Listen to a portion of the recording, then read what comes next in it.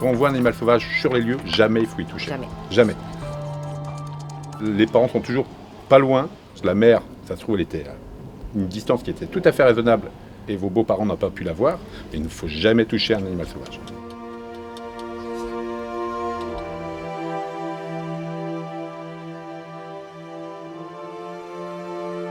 Vous vous rendez compte que si vous avez trop imprégné l'animal ne pourra jamais être relâché. Donc il sera complètement dépendant de l'homme pendant toute sa vie. Et c'est quelque chose pour l'animal sauvage qui est horrible. Vous avez eu le bon réflexe d'appeler tout de suite les services vétérinaires, mais ça n'aura jamais dû arriver. Voilà. Là, du coup, elle voit bien qu'il y a quelque chose qui se trame. Donc là, elle est un petit peu angoissée. C'est des animaux quand même qui sont très très fragiles.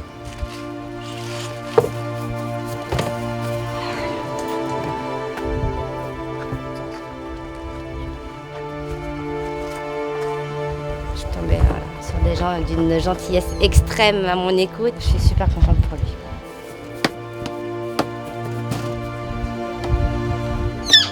Oh, le pauvre.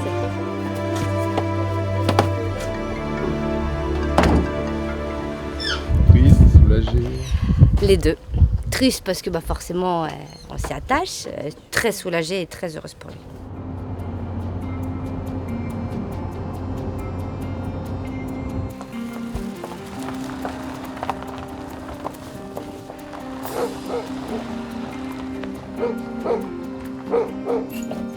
Ouais, c'est un fan de chevreuil, il est déjà beau. Hein. Là, l'animal étant élevé à la main depuis 4 semaines, il y a certainement ce qu'on appelle nous le phénomène d'imprégnation.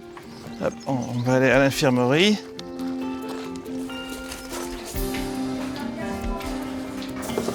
Voilà, doucement. Regarde, tu vas être au calme là. Voilà.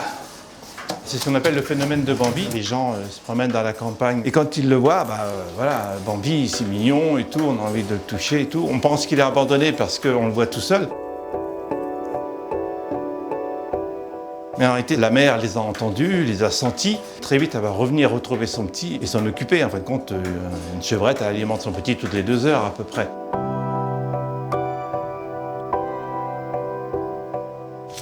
Alors pour le petit fan, ses chances de retourner dans la nature sont quand même bonnes. Donc là, il a été élevé à la main, c'est vrai, il y a de l'imprégnation. Les chevreuils reprennent très vite l'état sauvage. On est un centre de soins de la faune sauvage et donc voilà, on accueille tout.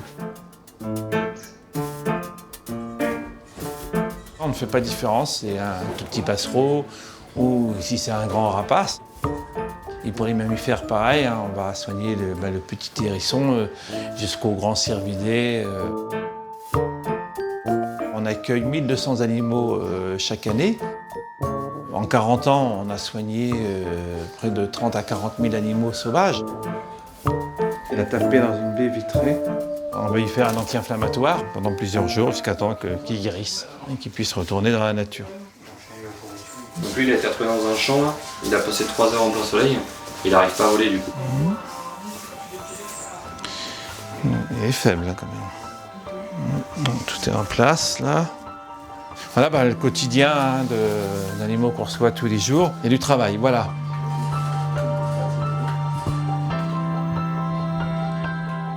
Donc ça, c'est ce qu'on appelle les volières aveugles. Hein. Alors ces volières sont assez récentes puisqu'elles ont été financées par la Fondation 30 millions d'amis, qui nous a permis donc d'améliorer nos conditions d'accueil des animaux sauvages. C'est fait exprès pour que l'animal perde le contact avec l'homme pour retourner à la vie sauvage. Et justement, en parlant de retour dans la nature, il y a quelque temps, la Fondation 30 millions d'amis nous a confié 2 renards qui ont repris tout leur état sauvage. Donc on va leur redonner leur retour à la vie sauvage. C'est super cruel ce qui se passait avec ces 2 renards. Oui, elles servaient à entraîner des chiens pour la chasse aux renards.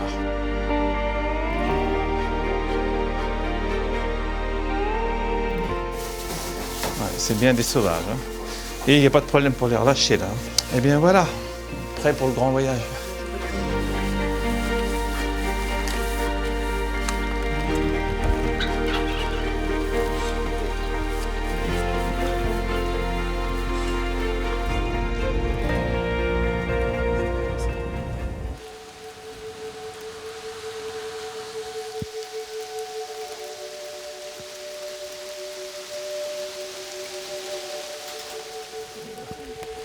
Retour à la liberté.